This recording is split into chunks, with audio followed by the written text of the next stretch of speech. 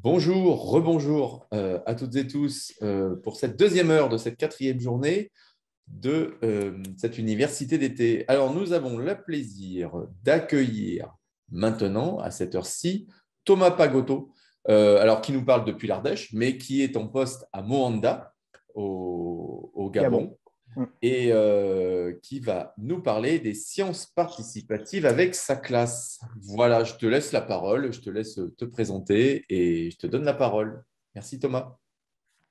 Merci à toi et merci vraiment beaucoup à la MLF d'organiser ça parce que je pense que vous serez tous d'accord avec moi si vous êtes là depuis lundi à toutes à toutes les sessions de façon aussi assidue, mais c'est vraiment tous ces enjeux là autour de l'écologie, du réchauffement climatique, de la biodiversité.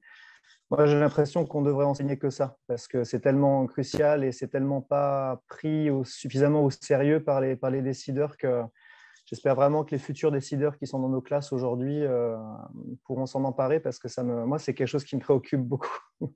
Donc voilà, merci à la MLF d'organiser ça sur ce thème et à vous d'être là parce que si vous n'étiez pas là, ça n'aurait pas beaucoup de sens. Surtout, vous n'hésitez pas à intervenir, à lever la main. Je ne sais plus comment ça marche exactement avec Zoom. Jérôme et Marc peuvent gérer tout ça, il n'y a pas de souci. Moi, On peut je lever n'ai la aucun main. souci avec l'idée d'être interrompu, enfin, qu'on puisse échanger à bâton rompu pendant la présentation. Ça ne me fera pas perdre le fil plus que ça. Donc, n'hésitez pas si je vais trop vite ou si je dis n'importe quoi. On discute quand vous voulez, il n'y a pas de souci. Donc moi, oui, je ne vais pas vous faire mon CV, mais je suis donc prof des écoles et formateur maintenant. J'ai démarré en région parisienne, je vais vous en parler dans 2 minutes. Et ensuite, on s'est d'abord expatrié en Ardèche pour voir si, si on survivait à une expatriation aussi drastique que ça. Ensuite, on a fait une petite année aux États-Unis. Je dis on parce que ma femme est prof d'anglais et on avait nos enfants aussi avec nous. Aux États-Unis, dans l'Utah. Ça nous a bien plu. Donc, du coup, après, on a relancé tout ça pour le Gabon, à Moanda, dans une école d'entreprise où on se plaît bien, malgré certaines difficultés. On s'en sort et c'est riche, c'est intéressant. Et en fait, moi, ça fait un petit moment que je m'intéresse aux histoires de biodiversité et d'écologie et autres. Quand j'étais petit, je voulais être entomologiste. Donc, du coup, j'étais toujours après les insectes et partout, dans la forêt de Fontainebleau, dès que je pouvais. Et donc, quand j'ai eu des élèves, c'est assez rapidement finalement que j'ai voulu mener des projets liés à tout ça. Et donc, on était dans la ville de Nanterre, en région parisienne. Donc, Nanterre, je ne sais pas si vous en avez une image très, très claire, mais ce n'est pas forcément une ville très verte. Il y a quelques beaux parcs municipaux et départementaux, mais c'est quand même très, très bétonné. C'est une ville historiquement industrielle. Et donc, mais la mairie fait beaucoup d'efforts pour changer tout ça. Et donc, ils avaient créé ce qu'ils appelaient un petit jardin pédagogique, mais un truc minuscule. Je ne pourrais pas vous donner la surface, mais c'était la surface d'une grande maison, quoi. C'était vraiment minuscule, où les classes pouvaient accéder pour mener des petits projets avec une association et les services espaces verts de la municipalité. Et donc, nous, on a fait ça une première fois, on s'est laissé guider par les services municipaux. Et la deuxième année, avec mon école, on leur a proposé de faire un inventaire de tous les animaux qu'on pouvait observer dans ce jardin. Faire vraiment un inventaire exhaustif, enfin le plus exhaustif possible de tous les animaux qu'on pouvait voir pour ensuite leur présenter, puisqu'on travaillait sur la classification animale en fait, et sur la classification phylogénétique du vivant. Donc évidemment, c'était lié au programme, c'était un vrai projet pédagogique, mais il y avait un vrai débouché social et concret, puisque nous, on devait fournir un arbre phylogénétique à la mairie de Nanterre à partir de nos observations concrètes et de l'inventaire qu'on avait pu faire. Donc ça s'est très bien passé, mais c'était fait avec nos moyens à nous et à notre petite échelle. Et en fait, dans la foulée, c'est là qu'on est tombé dans les sciences participatives, parce que ça, c'en était pas vraiment. Finalement, on en faisait sans trop le savoir, un peu à la Monsieur Jourdain, mais il manquait quand même quelque chose, vous allez voir. Suite à ça, en fait, on a su qu'on avait fait ça avec ma classe, et du coup, on nous a proposé, le Muséum d'histoire naturelle de Paris nous a proposé de participer à une expérimentation, parce qu'eux menaient déjà des programmes de sciences participatives. On va voir ce que c'est dans 2 secondes.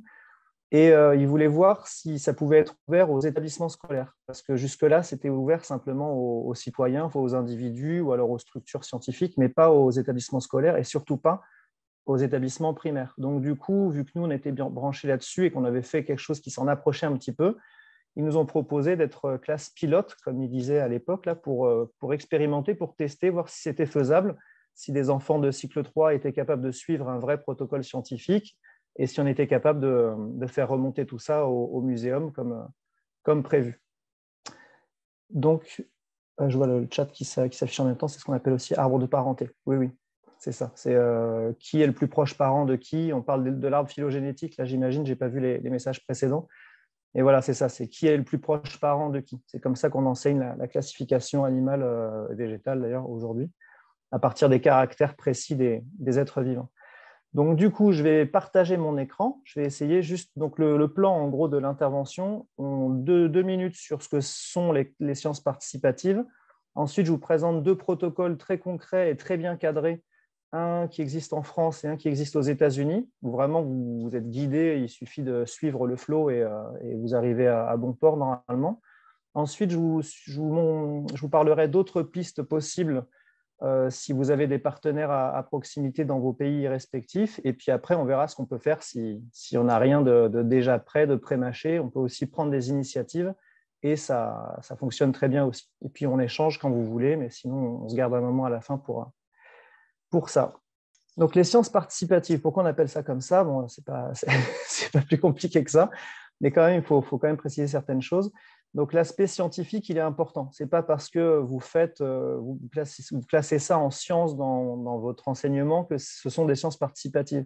Il faut vraiment qu'il y ait un protocole très carré, conçu par des scientifiques ou avec des scientifiques qui fassent appel à une méthode rationnelle qui est, je ne sais pas, à un moment, une analyse statistique, une expérimentation qui suivent la démarche expérimentale, quelque chose de très scientifique qui soit mis en place. Et en plus, il faut qu'il y ait des scientifiques dans la boucle à un moment ou à un autre. Il faut que des vrais scientifiques professionnels puissent avoir un œil sur ce qui a été produit ou collecté. C'est pour ça que nous, ce qu'on avait fait à Nanterre, je disais tout à l'heure, ce n'en était pas vraiment, parce qu'on n'avait pas de protocole particulier dans notre inventaire. Dès qu'on voyait quelque chose, on le notait. Et finalement, c'est remonté à la mairie de Nanterre, mais pas des scientifiques particuliers. Donc, ce n'était pas vraiment des sciences participatives. Et pourquoi participatives? Parce que du coup, voilà, ça fait appel à des citoyens, des gens qui ne sont pas scientifiques, qui eux-mêmes collectent des données et les font remonter.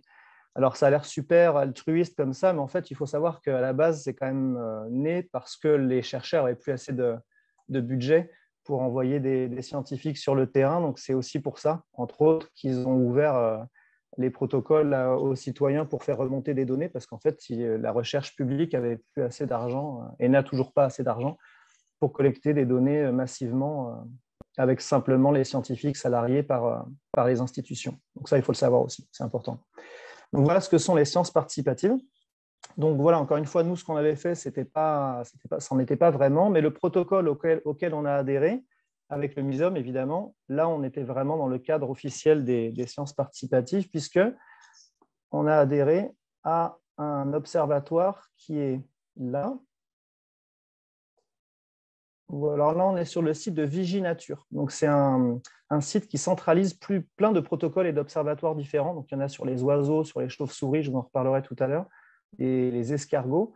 Mais nous, celui sur lequel on avait été intégré en tant que classe pilote, c'était SPIPOL, le suivi photographique des insectes pollinisateurs. Voilà.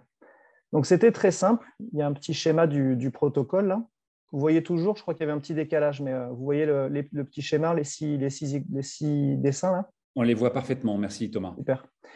Donc en fait, c'était très simple et ça a été vraiment facile à faire avec une classe de CM1, CM2 à l'époque. L'idée, c'est de choisir un endroit. Dans cet endroit, on choisit une fleur ou une espèce de fleur en particulier, comme vous voyez sur le dessin en haut à gauche. Et pendant 20 minutes, c'est pour ça que c'est très cadré, et eux, après, ils font des statistiques à partir de ça, les scientifiques. Pendant 20 minutes, on photographie tous les insectes et arachnides et arthropodes de manière générale qui se posent sur la fleur, qui passent par la fleur. Alors, il ne faut pas photographier 2 fois le même. Si c'est la même mouche qui se pose, qui fait un petit tour sous votre nez et qui se repose, on ne la compte pas 2 fois. Celle-là, on la photographie pas 2 fois. Donc 20 minutes, ni plus ni moins. Ensuite, chez soi ou en classe, on fait un peu le tri au niveau des photos parce que parfois, comme ça bouge, on n'y voit pas grand-chose et parce qu'il faut que les scientifiques derrière puissent vérifier ce que nous, on va leur dire de ce qu'on a reconnu comme insecte. Donc, il faut quand même que les photos soient assez correctes. Donc, il y a tout un travail en plus d'éducation aux médias à faire sur prendre une photo, la recadrer, le numérique, ça peut être très intéressant à ce niveau-là aussi. La quatrième étape, identifier les insectes. Alors, bon, ça peut effrayer des gens qui disent « mais moi, j'y connais rien aux insectes », mais vous voyez, la deuxième phrase, c'est « avec la clé du site ». Donc, c'est une clé de détermination, une clé d'identification qui, en fait, par choix, par élimination, va vous permettre d'identifier très facilement l'insecte, l'espèce, ou alors au moins la famille. C'est-à-dire que est-ce qu'il a des ailes visibles, oui ou non? Donc, si c'est oui, du coup, ça élimine tout un tas de familles d'insectes déjà. Est-ce qu'il a 2 ailes ou 4 ailes? Donc là, c'est pareil, si vous dites qu'il n'y en a plus que 2, en fait, il n'y a plus le choix est réduit à la famille des mouches, en fait, des diptères, donc ça va très, très vite. Et bon, quand on n'est pas très sûr, de toute façon, on dit que bon, c'est la famille des mouches, c'est peut-être tel genre, telle sous-famille, et on en reste là. On envoie les photos sur le site de Speople, et derrière, évidemment, les scientifiques du muséum vont y avoir accès. Et les scientifiques, derrière, les valident, les commentent, et eux font des statistiques derrière parce que eux, ça leur permet de savoir, avec toutes ces informations qui remontent de partout en France, combien de mouches, à quelle fréquence, à quelle période de l'année se posent sur quelles fleurs. Donc voilà, ils font vraiment le croisement entre les espèces animales et les espèces végétales sur lesquelles ils viennent se poser. Donc c'est très très simple à mettre en place en classe. Les scientifiques, ça les aide beaucoup. Et ensuite, derrière, l'idée, c'est de permettre des échanges entre les scientifiques et les élèves, faire une petite visio où ça peut s'organiser. Nous, on l'avait fait parce qu'on était classe pilote, donc ils nous ont même invités au muséum à Paris pour en discuter avec eux. Mais bon, une visio à l'heure actuelle, comme le disaient les copains là au début, maintenant tout le monde sait faire normalement, donc c'est jouable. Donc ça, c'était le premier protocole auquel on a participé. Donc c'est très cadré, la clé de détermination, elle est prête. Je vous en montre une autre, complètement différente, puisqu'il s'agit des escargots. Donc là, c'est un peu plus passif en termes d'activité des élèves. Il suffit d'avoir une planche de bois qu'on pose dans un jardin ou dans de l'herbe, dans la cour de récréation quelque part. En général, ça attire les escargots. Au moment où il pleut et autres, ils viennent se planquer dessous. Et en fait, ils mettent à votre disposition ce petit livret là, que je suis en train de faire défiler. Donc, bon, il y a toutes les justifications scientifiques nécessaires, évidemment. Et là, il vous explique, voilà, on pose la planche de bois, on compte les escargots. Et alors, du coup, c'est là aussi, on a une clé de détermination. Vous avez toutes les coquilles d'escargots de France métropolitaine avec les tailles moyennes de coquilles, les caractères qui permettent de les distinguer. Pareil pour les limaces et les autres bestioles qui pourraient se planquer sous la planche. Et une fois de plus, on envoie les observations recueillies sur le site Viginature et les scientifiques se chargent du reste derrière. Donc voilà, il y a des planches avec vraiment les coquilles taille réelle, etc. Donc même les escargots, on peut observer, ça c'est très simple. Même avec des maternelles, nous on avait organisé avec des maternelles à Nanterre, c'était vraiment, vraiment facile à faire dans la cour de récréation. Et voilà, il y a beaucoup, beaucoup d'implications pédagogiques, évidemment, comme vous pouvez déjà l'imaginer, en sciences naturelles, évidemment, mais pas que. Donc ça, c'est… Alors le défaut de tous ces protocoles, malheureusement pour nous, c'est qu'a priori, la plupart d'entre vous, vous n'êtes pas en France. Donc du coup, là, je reviens sur la liste de toutes les Viginature, tout ce que propose Viginature pour les écoles, puisque maintenant les protocoles sont ouverts aux écoles, justement. Donc il y a les plantes, il y a les papillons, les escargots, les chauves-souris, les vers de terre, même les mousses et les lichens, voilà, c'est très, très varié. Mais le problème, c'est que toutes les clés de détermination vont être plutôt liées à la France, en fait. Donc, du coup, j'ai cherché un petit peu ce qu'on pouvait trouver ailleurs, parce que, du coup, ça existe quand même ailleurs. Les sciences participatives, c'est quand même un phénomène assez mondial dans les pays occidentaux, en tout cas, mais pas que, vous allez voir. Ça, c'est le plus gros protocole qu'on peut trouver aux États-Unis. J'ai vu qu'il y en avait plusieurs là qui étaient aux États-Unis. Donc, du coup, c'est l'observation des nids en fait, d'oiseaux sur le territoire américain. Donc, l'idée, c'est de choisir un nid, le localiser. Alors là, c'est très, très sérieux aussi. Vous avez des pages et des pages d'explications sur le protocole, sur la façon dont les scientifiques récupèrent vos data et tout ça. Et pareil, vous avez des documents qui sont à la portée des élèves pour expliquer en quoi ce qu'ils sont en train de faire est important. Donc là, il y a tout un protocole avec, quand vous voyez des oiseaux tenter de s'accoupler ou commencer à faire un nid, vous revenez plusieurs jours de suite et vous comptez les œufs. Vous pouvez aussi dire ce qui arrive aux œufs. À la fin, le résultat est très, très important pour eux. Est-ce que tous les jeunes ont quitté le nid, ont survécu? Est-ce qu'ils ont été consommés par un prédateur? Est-ce qu'ils n'ont pas éclos et que finalement, c'est un des parents qui, ou un autre frérot oisillon qui les a fait passer par-dessus bord? Ou est-ce qu'une autre espèce d'oiseau, type coucou par exemple, est venu récupérer le nid aux dépens de l'espèce que vous observez au début? Tous les résultats les intéressent, ils le précisent plusieurs fois, même si c'est zéro, il faut faire remonter ces informations. Donc voilà, ça existe aux États-Unis, au Canada, en Angleterre, c'est assez courant l'observation des nids dans les pays de l'Ouest, on va dire. Et je suis allé voir un peu du côté du Maroc aussi, parce que j'avais compris qu'il y avait peut-être des collègues qui venaient du Maroc qui allaient nous rejoindre. Donc là, oui, voilà, moi, jusqu'à maintenant, on était sur des protocoles qui font appel vraiment à des institutions. C'est installé, vous avez le muséum derrière vous, vous avez l'équivalent de la LPO aux États-Unis qui vous organise tout le protocole. Le travail est mâché d'avance. Donc bon, c'est facile. Vous vous laissez driver par les scientifiques et par les médiateurs de l'assaut ou du musée et ça roule tout seul. Si vous êtes dans un pays où ces structures-là ne sont pas encore en place, donc nous au Gabon cette année c'était le cas, donc il a fallu ce n'était pas le cas, je veux dire, on n'avait pas de partenaire dans ce genre-là, en tout cas pas identifié, il n'y avait pas de protocole déjà établi avec les établissements scolaires, donc il a fallu qu'on invente ensemble, donc ça c'est possible. Surtout ce que je voulais faire passer comme message aussi, c'est qu'il ne faut pas se décourager. Si vous n'êtes pas en France ou aux États-Unis, il y a quand même moyen de pratiquer ou de faire pratiquer les sciences participatives avec les élèves. J'ai quelques pistes pour vous et puis après, on échange entre nous parce que je suis sûr que vous avez aussi des pistes de votre côté. Donc au Maroc, par exemple, j'ai tapé, j'ai pas fait compliqué, hein, j'ai tapé sciences participatives Maroc il y a une semaine là, sur Google. Et en fait, on tombe sur cette dame-là qui a gagné un prix scientifique d'ailleurs il y a quelques années. Je vous passe les détails, enfin, je ne vais pas vous montrer les vidéos et autres, mais en fait, elle accompagnait une association qui s'appelle les Randonneurs, là, en 2 mots, au Maroc. Et en fait, elle allait sensibiliser les élèves des villages ruraux en particulier, donc on n'est vraiment pas dans les villes, là, pour leur faire comprendre l'importance de chlorer l'eau, par exemple, l'eau potable, etc. Mais pour faire ça, elle a mené des expériences scientifiques avec eux.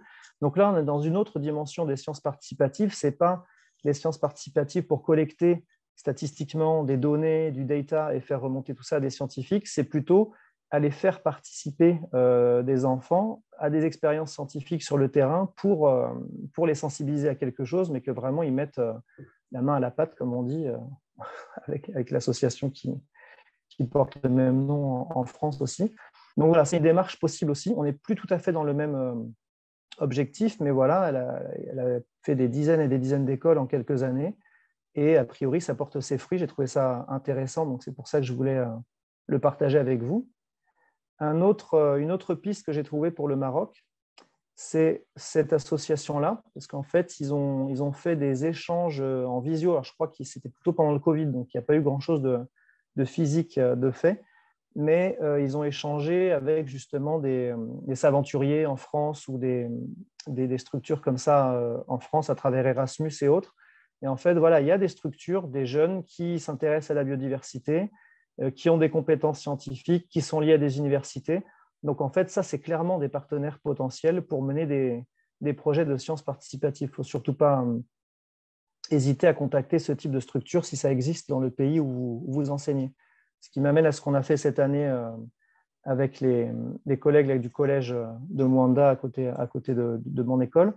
En fait, il y avait, au Gabon, il y a une agence des parcs nationaux. Il y a une douzaine de parcs nationaux au Gabon là, qui ont été sanctuarisés il y a une vingtaine d'années maintenant par la présidence.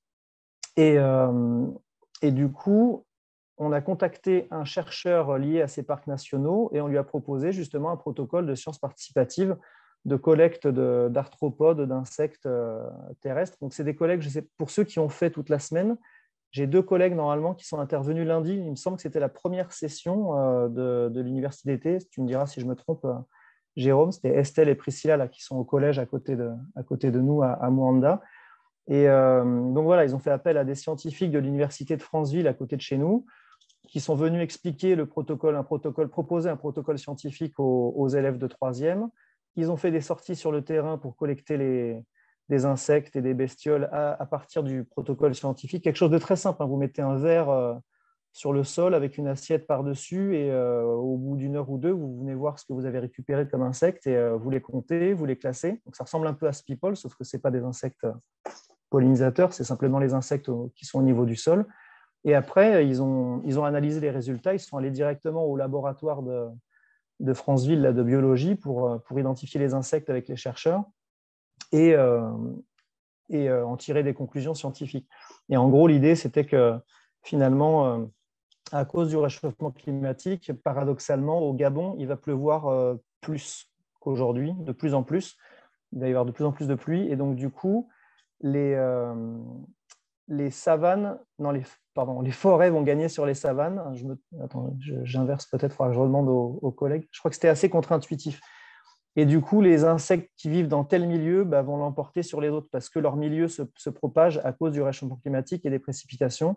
Donc, ces espèces d'insectes-là vont devenir de plus en plus nombreuses au détriment des autres. Vous voyez, c'était une espèce de recherche un peu prospective. Ils faisaient des hypothèses sur ce qui pourrait arriver dans les années qui viennent. Et là, au Gabon, il n'y avait pas Viginature, il n'y avait pas le Muséum d'histoire naturelle pour proposer un protocole tout fait. C'est vraiment les collègues du collège qui ont monté le protocole avec le chercheur de l'Agence des parcs nationaux qui a dit banco, on y va, ça l'intéresait. Ça lui permettait, lui, de mettre un peu ses étudiants à l'épreuve aussi parce que c'est eux qui sont venus faire les présentations du protocole, des différentes familles d'insectes, présenter le réchauffement climatique. Donc, ils se sont déplacés jusqu'au collège pour faire leur présentation. Donc, ça les entraînait aussi à prendre la parole en public, à vulgariser leurs propos et les résultats de leurs recherches qui étaient inaccessibles autrement pour des élèves de troisième. Donc, en fait, tout le monde y gagnait. Ça s'est déroulé sur toute l'année et à la fin de l'année, voilà, ils ont fait des restitutions au public là, dans la ville. Ils s'en sont servis pour faire leur oral du DNB et ça s'est super bien passé. Donc, je pense que c'est ça dont les collègues ont parlé lundi. Donc, je faisais une petite parenthèse parce que vraiment, elles ont fait un gros boulot. Et donc, encore une fois, voilà, le protocole n'existait pas. Il n'était pas préexistant. C'est les collègues qui l'ont monté avec les scientifiques. Donc, voilà, je voulais simplement faire passer le message que ça, c'était possible, en fait, où que vous soyez, que ce soit en Côte d'Ivoire ou au Maroc ou ailleurs. Normalement, voilà, avec un peu de sens de l'initiative et de patience, parce que parfois, ça met du temps à obtenir des réponses et surtout des réponses positives de la part des institutions et des scientifiques, c'est faisable. Il y a une structure qui peut faciliter les choses où que vous soyez sur la planète. Ce sera mon dernier mot avant qu'on puisse échanger tranquillement tous ensemble. C'est les Saventuriers. Vous en avez sûrement déjà entendu parler. Peut-être même qu'ils interviennent cette semaine. Je ne me rappelle plus. Il me semblait avoir vu ça sur le programme. Je mélange avec le séminaire des écoles d'entreprise parce que je sais qu'ils interviennent la semaine prochaine à Paris là, au séminaire. Donc, les Saventuriers, pour ceux qui ne connaissent pas, je fais une très, très courte présentation. L'idée, c'est de faire vivre une démarche scientifique, mais là encore poussée. Ce n'est pas simplement on fait une expérience avec 2 tubes et on voit ce qui se passe. C'est vraiment une expérience, une démarche scientifique au long cours avec une démarche d'investigation pour que les élèves s'approprient les méthodologies de la science, quoi. Ça va assez loin. Et pour ça, tout ne repose pas sur l'enseignant. C'est là que ça devient intéressant, même si vous êtes dans des pays qui n'ont pas le muséum de Paris là, à proximité. C'est qu'en fait, ils vous mettent à disposition des mentors. En fonction du thème que vous avez choisi, vous voyez, il y a plusieurs thèmes. Le cerveau, le climat. Donc cette année, c'était sur le climat avec les collègues du collège. Le numérique, la santé. Il y a aussi les sciences humaines, donc histoire, philosophie, sociologie. Et à la fin, évidemment, il y a le vivant. Donc, tout est expliqué. Ils ont énormément de documents qui vous facilitent la tâche, qui font le lien avec les programmes, qui vous expliquent la démarche. Et donc, encore une fois, ils mettent un mentor à votre disposition. Donc, ils ont déjà un vivier là, de mentors avec lesquels ils travaillent depuis 3-4 ans, donc qui tournent, en général, ils sont plutôt partants pour renouveler l'expérience. C'est comme Jérôme, là, ils en sont à leur saison 4 ou leur saison 5 et ils sont toujours aussi enthousiastes. Et donc, ces mentors se mettent à la disposition des classes. Donc, maintenant, ça se fait en visio, c'est assez facile pour échanger sur la thématique, dégrossir un peu la problématique, parce que c'est vraiment les élèves, là, cette fois-ci, qui créent leurs propres problématiques, qui conçoivent leur protocole expérimental, leur investigation. Et donc, ils font appel aux mentors dès qu'ils en ont besoin. Et il y a des visios régulières pour faire un point avec eux. Il peut y avoir plusieurs mentors. Il peut y en avoir un en ligne avec lesquels on fait des visios depuis la France et d'autres sur le terrain. Tout est possible. Donc, nous, cette année, on avait fait un projet s'aventurier avec ma classe là, sur les effets du réchauffement climatique sur les tortues marines. Parce qu'au Gabon, sur la côte atlantique, mais j'imagine que c'est pareil en Côte d'Ivoire et peut-être au Maroc aussi, je ne sais pas, je ne me suis pas renseigné. Il y a beaucoup de sites de ponte de tortues marines, type tortues luth et autres. Et évidemment, elles sont menacées de plus en plus par le réchauffement climatique pour plein de raisons. Donc, du coup, voilà, les élèves ont fait des recherches là-dessus. On avait une mentor française qui, elle, était plutôt spécialisée sur la qualité de l'eau, le cycle de l'eau, etc., les stations d'épuration, etc., en France. Et en fait, après, donc elle nous a fait un topo sur le réchauffement climatique. Et ensuite, on a contacté une association de sauvegarde, de protection des tortues qui était sur la côte au Gabon, qui nous a expliqué un petit peu aussi comment ils travaillaient, quelles solutions ils pouvaient trouver pour protéger les tortues, etc. Et donc, voilà, les élèves ont fait des recherches là-dessus, ils ont cherché des solutions aussi, et ça a fini par un article de journal. On n'a pas pu aller au bout. Normalement, on aurait dû faire une classe de découverte sur la côte pour aller observer justement les tortues. Mais bon, à cause du Covid, on n'a pas pu le faire, donc le protocole est tombé, il n'a pas pu se finaliser. Donc ça a fini par un article de journal qu'on a publié partout là, sur Twitter ces derniers jours. Là, il est sorti. Mais donc voilà, il y avait quand même un résultat, on était contents. Donc voilà, ça peut prendre plein de formes différentes. Il ne faut surtout pas baisser les bras à l'avance en se disant oulala, s'il faut produire du travail scientifique avec un musée, dans un cinéma ou dans une salle de spectacle, c'est au-delà de mes forces. Ça peut être quelque chose de très modeste à destination des parents ou du collège d'à côté. Enfin, du moment qu'il y a un public, que c'est un vrai projet qui sort un peu de la classe, ça suffit. Hein. Il n'y a pas plus de limites que ça. Donc voilà, les sciences participatives, à quoi ça peut ressembler. Donc il y a vraiment cette exigence là qui est vraiment une démarche scientifique et que les élèves participent eux-mêmes, qu'ils soient eux-mêmes acteurs du projet.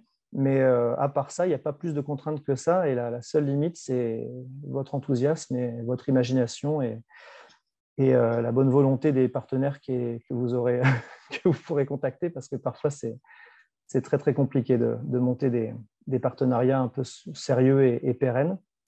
Mais du coup, voilà, là, on peut prendre un quart d'heure, si vous voulez, pour échanger, si vous avez déjà mené des démarches dans ce genre-là, ou si vous avez envie, ou si vous avez déjà des pistes. Moi, je suis à votre disposition pour vous dire ce que j'en pense ou juste vous dire bravo. J'essaie juste de départager mon écran. Je ne sais plus, ça doit être là, quitter. Merci Thomas. Et je te confirme qu'effectivement, la première session de l'Université d'été, c'était effectivement Priscilla et Estelle qui nous ont effectivement présenté tout ce travail et elles ont mentionné effectivement les aventuriers d'ailleurs à cette occasion. C'est ça. Et Manu nous a précisé que ce sont bien les forêts qui gagnent effectivement sur la savane. Oui, voilà, ok. Bon, je ne suis pas trompé. Non, c'est tout à fait contre-intuitif, comme tu le disais tout à l'heure d'ailleurs. Merci beaucoup, Thomas. Je vous en prie. Alors, est-ce que la parole est ouverte? Les micros, ouvrez vos micros, levez votre petite main. Barbara a une question. Merci, Barbara. C'est bien quand on a Barbara dans la session, on sait qu'on a toujours la première question et c'est chouette parce que ça lance tout le monde après. Donc, ça, c'est super. Mais je vais essayer de réduire mon temps de parole quand même. Non, Barbara, il n'y a aucun problème. Mais non, c'est chouette. C'est toujours la première qui est la plus compliquée. Donc, c'est bien, tu lances à chaque fois les questions. Vas-y, Barbara. Bon, à partir du moment où la question est un peu pertinente, ça va. Sinon ça ne me rassure pas du tout. Oui. On va te dire ça tout de suite. Alors, oui, c'est surtout les réponses qui sont pertinentes. Hein. Les questions, elles sont toujours… Oui. Alors, Thomas, je voulais te demander, parce que l'année prochaine, je vais avoir la chance de coordonner tout le cycle 1 à Seattle. C'est un travail de collaboration avec mes collègues, mais j'ai de la place pour proposer des idées. Et la chose la plus importante qu'on doit travailler là dans notre école, c'est de reconsolider après le Covid l'harmonisation entre les classes. Et on a déjà fait une première réunion et dans les différentes thématiques qu'on voudrait aborder, il y a cette thématique écologie et sciences qu'on va aborder là à la rentrée. Et je voulais te demander, est-ce que le site Viginature, qui m'a l'air drôlement bien pour les maternelles, est-ce qu'il est possible, en étant à Seattle, de faire quand même quelques petits projets en ligne? C'est une bonne question. Je me la suis posée ce matin et je n'ai pas eu le temps de vérifier la réponse. Je pense que ça peut leur être proposé. Après, je ne sais pas si les scientifiques, ça les intéressera vraiment de traiter des données qui viennent de l'État de Washington. Mais le protocole, à mon avis, ce qui est sûr, c'est qu'en plus, le milieu, pour y être allé, moi, à Seattle et avoir observé un peu les bestioles là-bas, je n'ai pas pu m'en empêcher. C'est un milieu voilà, tempéré, océanique. Tu peux retrouver finalement les mêmes types d'animaux. Ce n'est pas un pays exotique, tu vois ce que je veux dire, en termes de. Ce n'est pas un climat équatorial. On parle l'ours brun, le coyote et le cougar, mais enfin, voilà, mais bon, sur les espèces d'oiseaux, les insectes, finalement, tu retrouves à peu près ce qu'on a en Europe. Donc, du coup, à mon avis, les protocoles sont transposables. Après, c'est la partie traitement des données par les scientifiques du muséum qui, à mon avis, ne donnera pas grand-chose. Mais encore une fois, voilà, il y a pour le coup un beau musée à Seattle, si je me rappelle bien. Peut-être que eux, ça peut les intéresser de recevoir les enfants, de leur dire ce qu'ils pensent de leur collecte de données. Ça peut être intéressant. Encore une fois, voilà, il ne faut vraiment, vraiment pas hésiter à prendre des initiatives, à prendre des contacts. Quand ça ne marche pas, tant pis, on a perdu le temps d'écrire un mail, mais quand ça marche, par contre, c'est prolifique pendant des années. Donc, ouais, n'hésite pas. Je pense tout simplement le petit livret que tu nous as montré là sur les escargots, qui a l'air vraiment d'être tout clé en main, qui a l'air d'être très, très bien fait. Est-ce que ça, par exemple, déjà, dans un premier temps, on peut le suivre, ça, et envoyer envoyer nos questions sur les ou sur les insectes, les photos qu'on pouvait prendre sur les insectes, envoyer les photos et avoir des réponses sur les insectes. Ça peut se faire en ligne? Ah oui, pardon, je n'avais pas compris le sens de ta question à ce niveau-là. Tout se fait en ligne, de toute façon. Tout est centralisé sur le site. Là où ça risque de bloquer, c'est peut-être au moment de ton inscription. Si ils te localisent à Seattle, ils vont peut-être te dire que tu es hors territoire traité par les scientifiques. Mais après, oui, techniquement, oui, tu envoies tout en ligne, ça c'est sûr. D'accord. Merci. Je t'en prie. Est-ce que d'autres personnes veulent intervenir?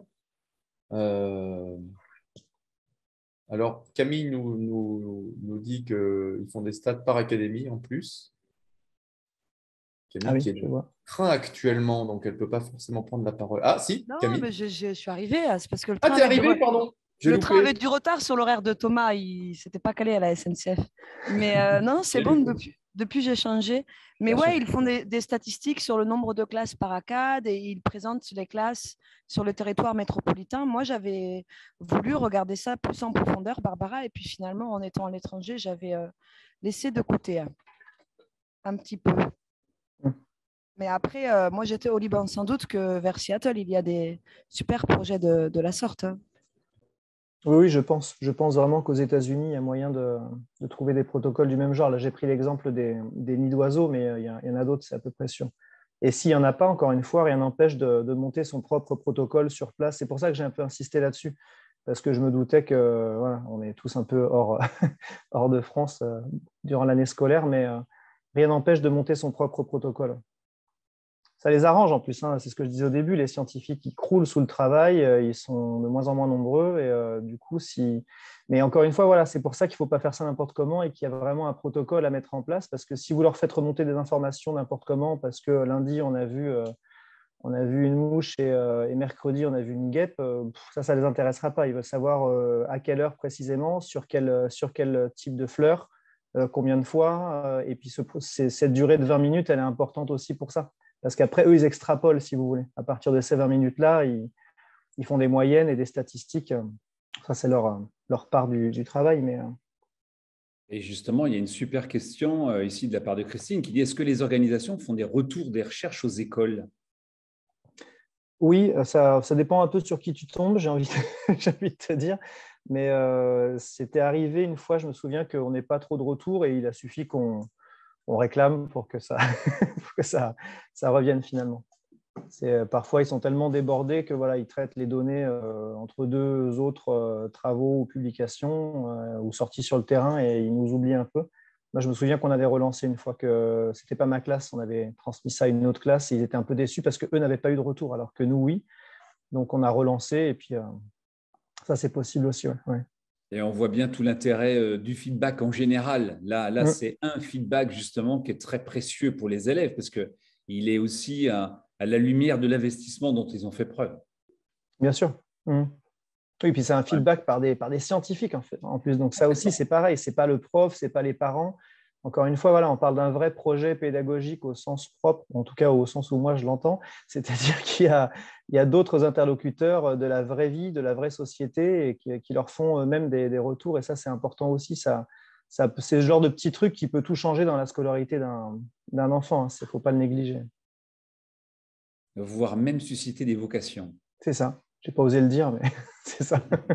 Non, c'est tout l'intérêt, je trouve. Tu parlais tout à l'heure de l'aspect, si tu veux, tu parlais des financements notamment par rapport aux chercheurs et le fait qu'on avait trouvé une parade quelque part en étant sur des sciences participatives.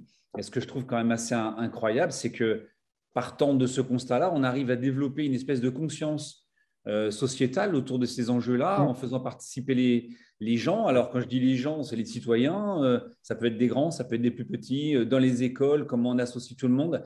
Et je trouve que ça concourt quand même à une certaine prise de conscience aussi de la diversité, de tout ce qui relève de, effectivement, la biodiversité et des actions qu'on peut mener au quotidien avec les élèves. Oui, tout à fait.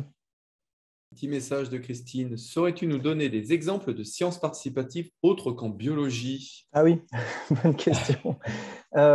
Oui, alors du coup, le premier qui me vient à l'esprit, mais encore une fois, ça me préoccupe tellement en ce moment que je pense qu'à ça, c'est sur le climat. En fait, on peut faire typiquement des relevés de pluviométrie, des relevés de température, des choses comme ça. Ça se fait assez facilement avec des enfants très petits, y compris de maternelle, pour leur faire comprendre tout ça et faire le lien ensuite avec d'année en année, en plus avec le réchauffement climatique. Et si on reprend, je retourne sur mon ordi, enfin sur mon navigateur, les différentes thématiques s'aventurier.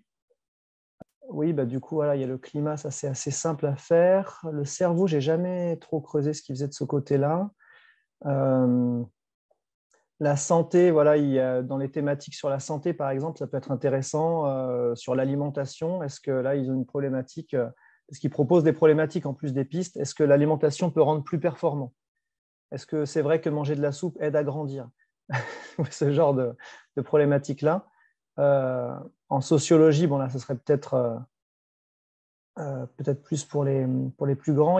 J'ai vu qu'il y avait des protocoles. Alors ça se fait assez facilement et d'un peu partout. C'est de repérage des étoiles et des constellations. Voir si, du coup, ça a permis aux astrophysiciens de découvrir de nouvelles étoiles qu'eux n'avaient pas vues avec leur télescope et autres. C'est les gens qui les ont fait, qui ont commencé à les recenser. Et en fait, en recoupant les informations, ils se sont aperçus que quand même, il y avait peut-être quelque chose dans cette direction-là dans le ciel et qu'il fallait observer de plus près. Et ils ont mis en lumière des nouvelles étoiles. Il y a toute la problématique sur les villes, sur l'urbanisme aussi, qui sont très intéressantes. Une dont j'avais entendu parler, c'était imaginer la ville du futur aussi. Sur, pareil, typiquement une ville plus écologique, plus rationnelle au niveau des déplacements, des transports en commun, etc.